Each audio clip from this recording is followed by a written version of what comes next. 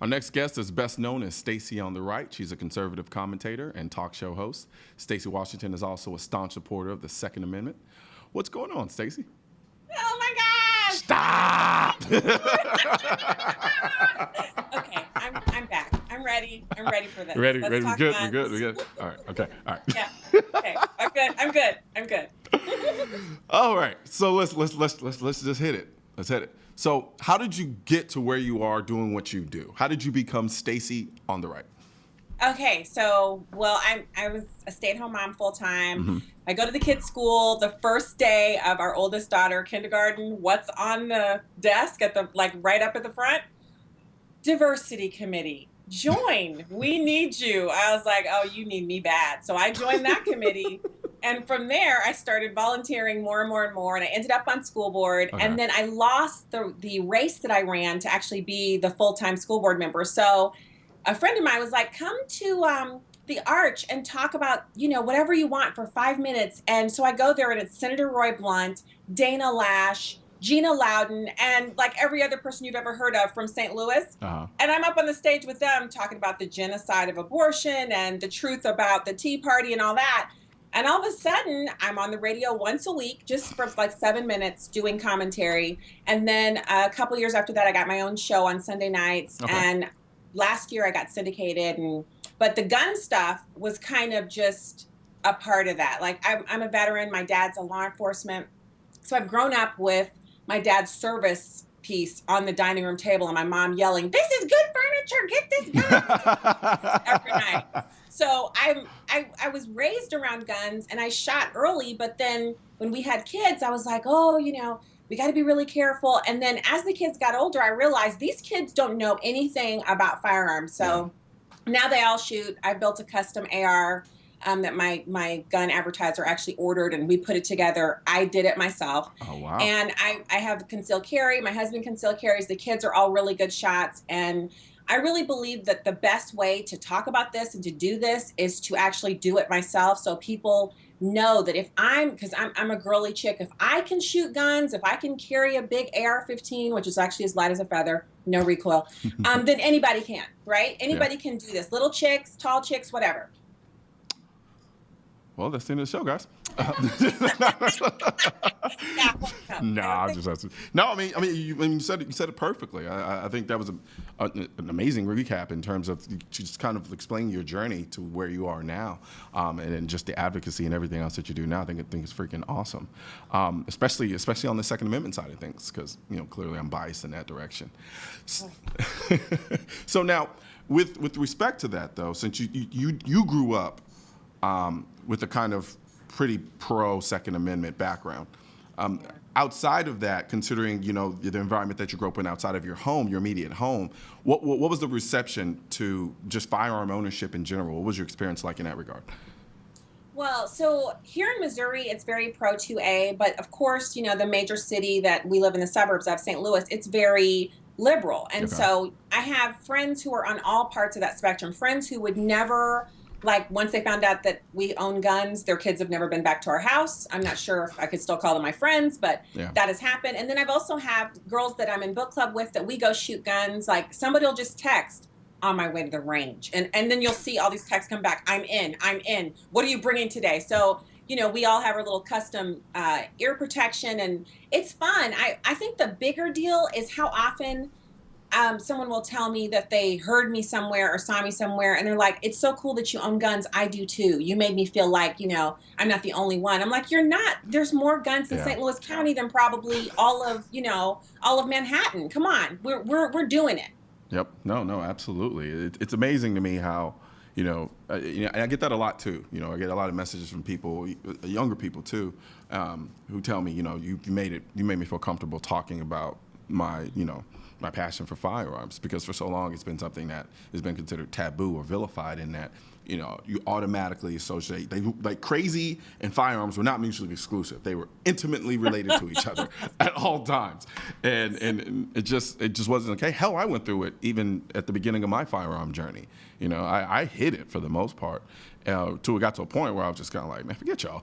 So, and then I kind of be outwardly expressing it. And, you got the jokes, he was like, they're like, you okay? You're not planning anything. And after a while, it starts to get old. It's just like, come on, stop. Like, I'm the same person who I was before. Nothing has changed except I have Well, this yeah, passion. you're actually planning something, aren't you? You're planning on being that one. You're the sheep herder. You're the one who, when the maniac pulls, you put him down, and very few people, if any, are harmed. You're the person who, you might have your firearm in the movie theater, even though the sign said don't bring it in, because you know that that's the place where it's most likely to have something happen, is where this sign is located. So the only signs I obey are the federal. Obviously, I don't carry in federal buildings, and the rest of it is at my discretion. And I regularly consult with the firearms training place where I actually got my CCW, just to make sure that I'm well within the bounds of the law. But I feel like even a person who's against guns, if they were to ever have someone save their life with a gun, they change their mind.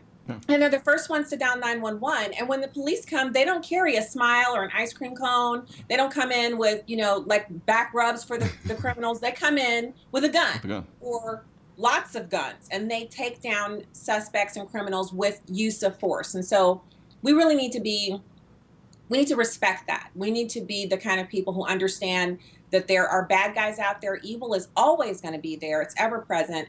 And it's people like you and I who carry, not so much because we're in the public eye, but because we carry, and millions of other Americans who silently carry without ever killing anyone, without ever accidentally doing anything. And as I did in a video once, my guns. So I went to check on them because I thought maybe they had jumped up and went and assaulted or killed someone. And lo and behold, those suckers were laying right where I left them, right on the table, out in the open. Pretty lazy. The dog was home. They were just laying there. Yeah. And it's funny when we say things like that, because I say it all the time. I have a whole hashtag movement behind it called Still Waiting.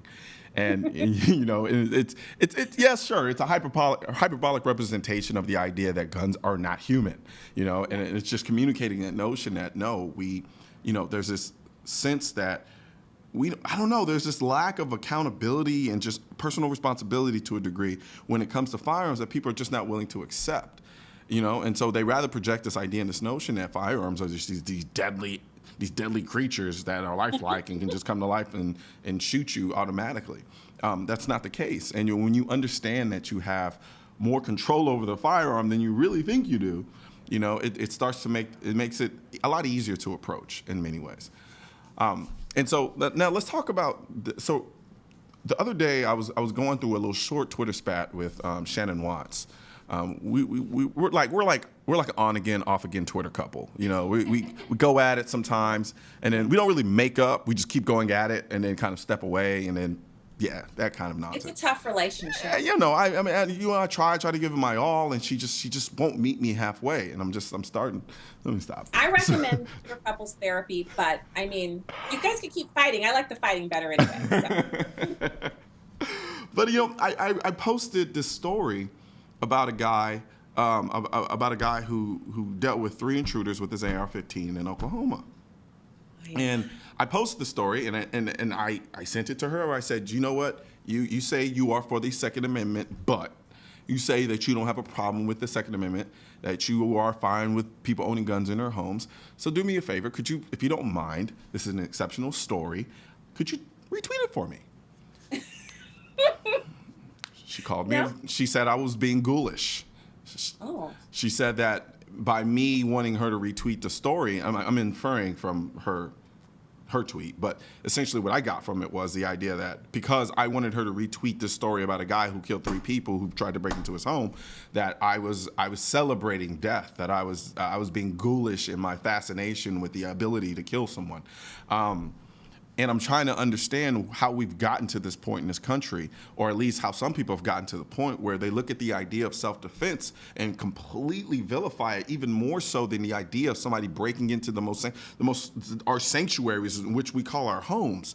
Yeah. And somehow they're more disturbed about the notion that I or someone else used a gun to defend themselves in their own homes when it was being attacked, versus the people actually doing the attacking in the first place. I got a problem with that. And I'll tell you why. We went over this story at the dinner table, Hmm. and we have a son. He's 15 and a half, soon to be 16. I can't believe it. And all the kids, I told you they can shoot, right? But they're also they're astute. They know how to pick out like that logical fallacy that exists for Yeah. Shannon Watts is that she'll always dial 911. She'll always expect someone to defend her if people are present and if she's ever attacked. And she would always want her house to remain unviolated, never enter her house, never break in. And she certainly wouldn't be in defense of someone who did that to her. But by the same token, she doesn't want us to celebrate the fact that it's not so much that he killed 3 people, it's that his mother is still alive because she was home when they broke in. And they didn't just stop at the door and knock and he shot them down. They busted in the back door of these people's house. He knew they were coming in and he got an AR-15 and put them down as he should have. As Yep. soon as the feet are over the threshold, down they go. Done. That's my motto. And I tell people regularly, if you're planning on breaking in, this is your choice. My choice is 2A, uninfringed all day, every room. Let's get it on. Okay. So don't break in. If you don't want to engage, don't break in. I think we should put that to music. Yeah, I'm serious about that. And the kids are serious about Yeah. it. I'm serious about it. And in Missouri, we just had an extension of our castle doctrine, which means not only do we have to stand our ground, but we have, if you're at home and you leave your kids at home with a babysitter, the babysitter has the right to defend the castle. And I think that's imperative. Absolutely. We're coddling the wrong people, Colion. We got these people who want to come out and do wrong to us. And when evil knows it can get away with stuff, evil is going to do what it's going to do. Yep. But if it knows that we're out there and we're armed and we're ready, Yeah. and the law's on our side, you can't sue me and take my house if I Yeah. shoot you. You ain't getting nothing. You're just going to be dead, and your family members are going to be broke like they were before you broke into my home. Then it's all good. I love it. I'm so glad we're doing it. I want to see that the concealed carry reciprocation across the country. That's my big hope for this year from the So president. And I know you guys are advocating for it. I'm just waiting. That's the gift for this year. Absolutely, absolutely. Well, stay right there. We're going to take a quick break. I'm going to work on a beat to put to that statement that you had earlier. Yes. And then we'll come back and we'll finish the I'll share it. conversation. All right.